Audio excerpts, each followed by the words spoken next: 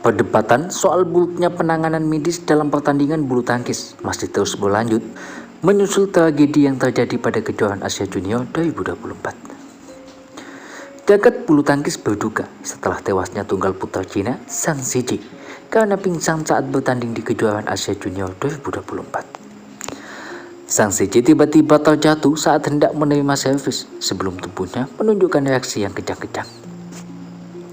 Akan tetapi, dalam situasi darurat, tim medis tak segera tiba untuk memberi pertolongan pertama kepada atlet yang berusia 17 tahun itu. Salah satu ofisial tim bulu tangkis Cina secara ironis hanya bisa berdiri di dekat Zhang Zijie karena dicegah umpire untuk memeriksa kondisinya. Sebuah artikel yang bertajuk Profesionalisme Federasi Bulu Tangkis Dunia atau BOF pun dipertanyakan, muncul di portal bulu tangkis Cina atau IUK. Kematian tragis pebulu tangkis nasional berusia 17 tahun Zhang Zijie saat mengikuti kejuaraan Asia Junior di Indonesia masih terus membekas. Setelah Zhang Zijie terjatuh, pelatih tim Cina bergegas menuju lapangan, tetapi wasit yang bertugas tidak mengizinkannya untuk memeriksa lebih jauh situasi anak asuhnya itu. Tim medis yang masuk ke dalam lapangan tidak membawa alat defibrilator eksternal otomatis atau AED, juga tidak melakukan tindakan pertama seperti resusitasi jantung terhadapnya. Beberapa fans asing menyatakan BWF harus menyiapkan beberapa peralatan medis di lokasi pertandingan seperti AED, kursi roda, tandu, tabung oksigen, dan lain sebagainya. Media Cina tersebut kemudian melihat kembali sejumlah insiden penanganan medis yang kurang tepat di pertandingan bulu tangkis. Salah satu yang dibahas adalah bagaimana tunggal putra Indonesia Jonathan Christie malah merana saat mengalami cedera di Prancis Open 2022 lalu. Jonathan mengalami cedera di tengah laga, tepatnya pada game ketiga ketika menghadapi pemain Jepang Kota Hinaoka. Ya, tunggal putra juara Asia itu akhirnya tak mampu melanjutkan pertandingan pada skor 21-14, 14-21, dan 13-17.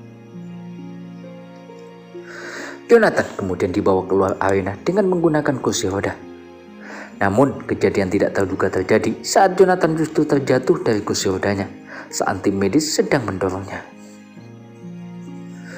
Kursi roda tersebut justru terjatuh sehingga menyebabkan Jonathan yang sudah cedera pun terjatuh. Banyak fans menambahkan di kolom komentar bahwa yang didukung Jonathan sama sekali bukan kursi roda, melainkan troli biasa. Selain itu, insiden lain yang disoroti menimpa tunggal putra Indonesia lainnya, yakni Christian Adinata. Ya, Adinata mengalami cedera pergelangan kaki ketika berlaga pada babak semifinal Malaysia Masters 2023 pada Mei tahun lalu. Saat pemain Indonesia, Christian Adinata cedera pada Malaysia Masters 2023, tim medis di lapangan melakukan tindakan yang salah. Kaki pemain seharusnya diluruskan di kursi roda dan tidak boleh ditekuk. Tim medis bulu tangkis harus menguasai pengetahuan medis dasar. Lutut Adinata akhirnya dilarang untuk ditekuk selama 3 pekan pertama sebagaimana dikatakan Ketua Bidang Medis PPPBSI, Nicholas Budi Pramana. Dr. Nicholas memaparkan cedera Adinata parah karena adanya ligamen yang robek di bagian tempurung lututnya. Adinata harus menepi sampai 9 bulan dan baru kembali berlaga pada bulan Maret kemarin di Tokyo International Challenge. Cederanya Adinata disesali karena terjadi ketika prestasinya sedang meningkat dengan medali emas SEA Games 2023 dan semifinal perdana di ajang World Tour Super 500.